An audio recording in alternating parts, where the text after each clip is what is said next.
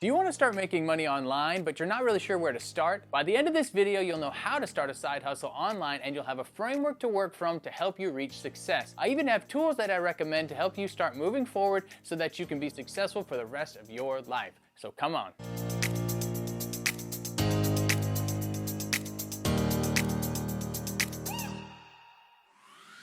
I do have another video talking more about finding your niche and how important that process is, so I'm not going to get into too much of that here, but you can watch that here. It is vitally important that you niche down to get specific so that you can find a specific market that's going to be looking just for what you have to provide.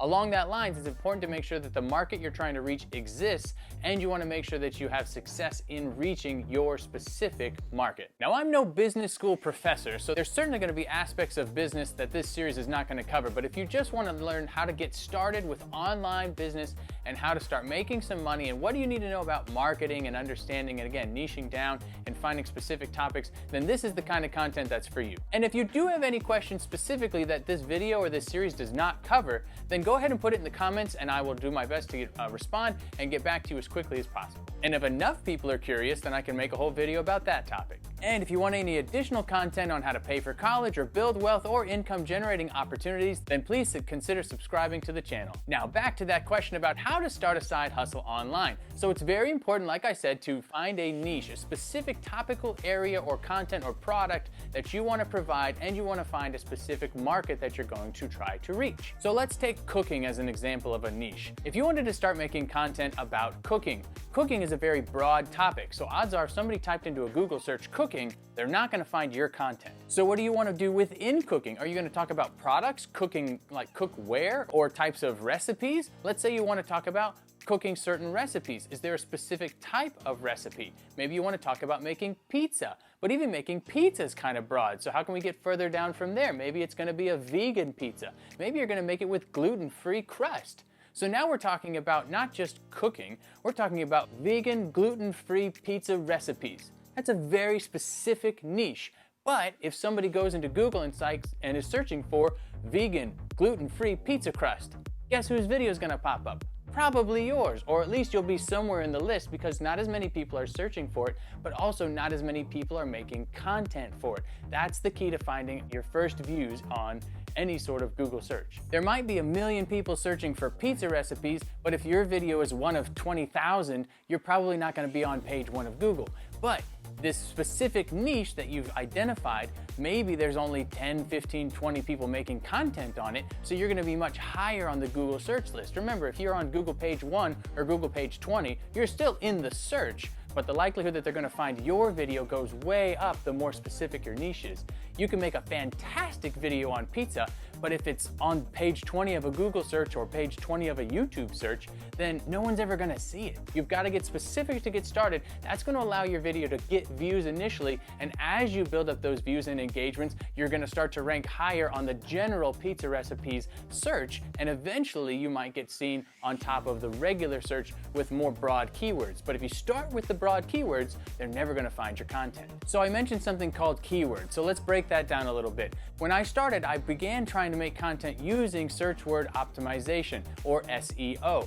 The important part about this, if you use SEO, that means people are searching specifically for the content that you're creating. The benefit to this is you don't have to find your audience. The audience will find you. Again, think about using the vegan gluten-free pizza recipe. So if you put a content out there for that specific niche market and somebody is looking for that recipe, they're going to type that into a search engine. So that's how the search and the content and the marketplace meet. The person you're trying to reach is going to come looking for what you have to offer. If I made a video called Mike's Juggling Tricks, who's going to go into Google and type Mike's Juggling Tricks? Obviously, my name's not Mike, but But if you create that kind of content, you have to be the one sharing it and trying to reach an audience and bringing it to them. If you stop doing the work of trying to reach the audience, then nobody's going on and looking specifically for that type of content. So you have to make searchable content, at least initially. Primarily when you're doing YouTube or when you're doing any sort of content, there's kind of two forms. You're either doing it for educational purposes or for entertainment purposes. So if you're in the entertainment side of things, that's a lot harder because people aren't always searching for what you're making. If you're on the education side, you can really benefit from SEO by creating stuff that people are looking for already. And if you can answer a specific question that somebody has, then they're going to be searching specifically for that question, and your content's going to pop up a lot higher in the ranking. That's the best way to utilize SEO, to try to get your content, especially if you're starting out, in front of more eyeballs. Now, it is possible for somebody who made a video about juggling that their video might go viral for any number of reasons. Well, then search engine optimization is kind of irrelevant. It doesn't really matter at this point. But for the most part, trying to create searchable content is going to be a better long-term strategy for starting a business and growing, making income online. But it's also important to understand that not everything you make is going to go viral. It's not going to even be successful. And what do I mean by that? If you have an Etsy shop and you sell 10 different items, you might notice that 2 or 3 or 5 of those items just no one's really buying, but then you have 2 or 3 other ones that people really resonate with. You're going to continue to add to your shop, and so you might want to focus on the things that people are wanting and focus less on the things that people aren't wanting. That works same with creating content. You're going to create blog posts or videos and think that they're going to be fantastic, and some of them are going to do really well and some of them aren't. So the next thing that we have to take into account is analyzing what we've made, looking back at our own content to figure out what to do next. So going back, we need to make sure that step 1 is finding a niche, finding a specific marketplace and a specific topic or product that we're trying to reach. Remember, I talked about this in my other video, but I do have this resource here, Tracy Tim Unstoppable. It's a great book. It'll definitely get you started with figuring out how to find your niche, so definitely order a copy of this if you're having trouble with finding a niche, and it will make a difference. I do have that book linked down in the description. And again, after you find that niche, you're gonna go and start to try to do some keyword research to figure out how can I find things that people are already searching for. Think about it from the customer's perspective. If you were somebody that was trying to make a homemade pizza that was gluten-free and vegan, what are you gonna do? You're gonna go to Google and you're gonna type in how to make a gluten-free pizza crust, or how to make a gluten-free pizza, or gluten-free pizza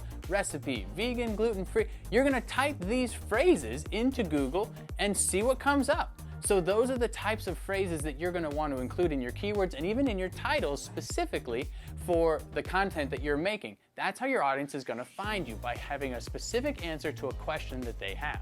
Now you can go to Google and you can type in something like vegan, gluten-free pizza, and after those words that you typed in, there's going to be other words that sort of autofill. There will be a whole list that shows up below what you're typing, and those are basically suggested keywords or suggested search terms. This is what anybody that's going to Google is going to be getting. So this can be a good jumping off point for types of phrases and content that you can put keywords and titles in your information, in your content, and on your products, because these are things that Google is suggesting for people to search for. However, there's a more efficient way to find this information, and I didn't start using this at first, and I wish I had because it's free, but I started using this about a couple months in. Specifically on YouTube, there are 2 main tools, 2 well-known tools that people use for keyword research, and one is VidIQ and one is TubeBuddy. They both kind of do the same thing, and this video is not about comparing those tools and which one's better. I personally have been using VidIQ, but either one is a good source, and I have those linked in the description as well. We're just trying to bring your attention that there are free resources available that you can use for this keyword research, but how does it make it easier than just going to Google and typing it in? Well, these tools, both TubeBuddy and VidIQ, will rank search terms. So they're gonna tell you, they're gonna give you statistics that say, here's how many people are searching this term in a month. And also they're gonna say, and here's how much competition you have. Here's how much other content is already out there with this search term. So you're gonna try to find stuff that lots of people are searching for, so lots of demand, but you wanna find things that not a lot of people are creating content on. So there's a low supply. So supply and demand, higher demand and lower supply. If you're providing that supply, then more people are gonna try to find your content. If you're finding something that maybe not a lot of people are even looking for, and there's a lot of people making content on it, then when somebody goes into a Google search for that content or that topic or that keyword, they're not gonna find your content because there's only 20 people looking for it and there's a million things that they're gonna get back. If it's a low searched content topic area and there's a lot of volume, that's not a niche you want. You wanna find a niche where there's a lot of people looking for it and there's not a lot of content. And if you can find that niche and start providing value to that marketplace, then you're gonna see success. As opposed to the previous method where I said you just go to Google and look at sort of what are the autofills. Well, the problem with just going to Google and doing that is you don't necessarily know the value of the search term itself. You don't know if that's a keyword that 100 people are searching a month, 2,000 people are searching a month, 100,000 people are searching in a month. You don't have the details to help give you the statistics to know whether or not it's a good search term. You're just finding out that it is a search term.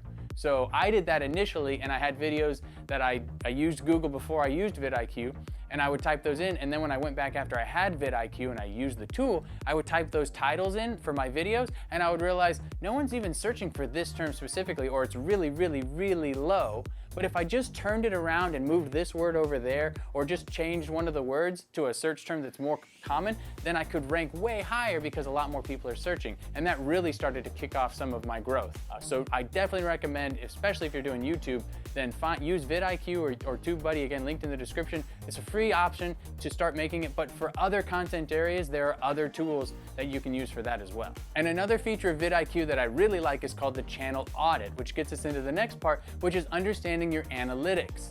It's very important for you to be able to look at your own content that you've put out there and know whether or not it's been doing well or not, and maybe what about it has been doing well or what has not. Every market is going to have statistics that matter for your marketplace. Again, using my channel as an example and YouTube as an example, you can measure things like subscribers, view counts, durations of views, how long are people engaging with your content, how many comments are you getting. These are all different analytics and statistics that matter for this marketplace. If you have a different marketplace, or you use blogs, or you are selling products, you're gonna have different stats that you're looking at, but it's important to understand what they mean and how to benefit from using that to create future content or products. So for me, if I made one video and it did well, and I made one video and it didn't do well, specifically I'm gonna try to analyze, well, what did I do in this video that made it do well? Was it just the topic area? Was it just something that had a higher demand and lower supply? Sometimes the topic itself is what's gonna determine. Same thing with products. Sometimes making a certain product itself is gonna sell better than a different product. So just figure out which products are doing well.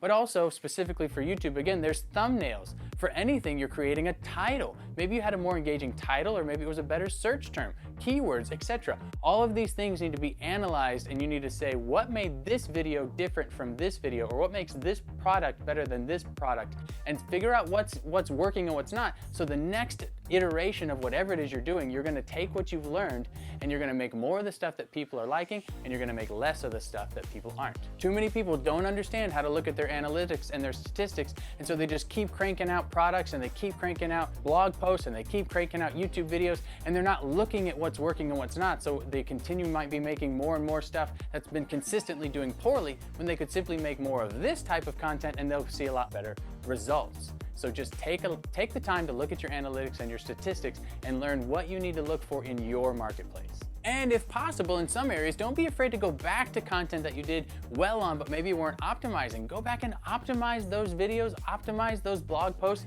change the title if you can, or change the keywords, or whatever for that product. Maybe rephrase what you titled it so that it gets higher search results. Those are the keys to getting more content in front of more eyeballs so that you succeed in your online company or business that you're trying to get started. And from that content, figure out what's working and double down. Make more of that content or those products. Like Gary Vee says, you just got to get started and initially just start making. Done is better than perfect. So don't get hung up on everything being perfect initially. Just get it out there in the world, and then you can start to get meaningful statistics back that you can use to optimize and do things even better. But if you don't start because you're concerned that first one's not going to do well, then you're going to never begin, and you won't even have that opportunity for growth. You're never going to be absolutely ready to get started, especially in business or anything else. So just jump in and get it started, and you will start to see results, and you will be able to learn from those mistakes and the things that you're doing well. And the key is to be consistent. Don't give up. Just keep tracking, keep working every day, every week, every month, whatever your schedule is.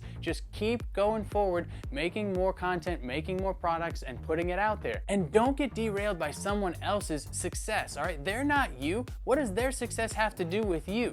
Their success doesn't mean your failure. You can both be successful. Don't get hung up on what other people are doing. Measure your tomorrow against your today, not against what somebody else is doing, especially if you're comparing yourself to something that somebody else has been doing for years and you've been doing it for a week and a half. Obviously, they're gonna do it better than you. I read somewhere that said if you try to just improve one area of your business by 1% each day, then by the end of the year, you'll have improved by 365% in that area. That's a huge increase, but it only started with just trying to improve it 1% each day. Just a little bit of a boost every time that you go and do it. Do it a little bit better and a little bit better. And over the course of weeks and months and years, you're gonna have huge success, but you have to keep working hard even when it gets hard and even when you're not getting the results that you thought you would get. You can't run a mile if you don't take the first step. So I hope this video gave you some encouragement on taking that first or that next step, and I encourage you to just get started. For more content on building wealth, paying for college, or income generating opportunities, please subscribe. And if you liked this video, you're definitely gonna like this video here. You can also check out this playlist or head straight to my channel for all the videos that I have for you. Find your path to financial freedom. Stay empowered, and we'll see you next time.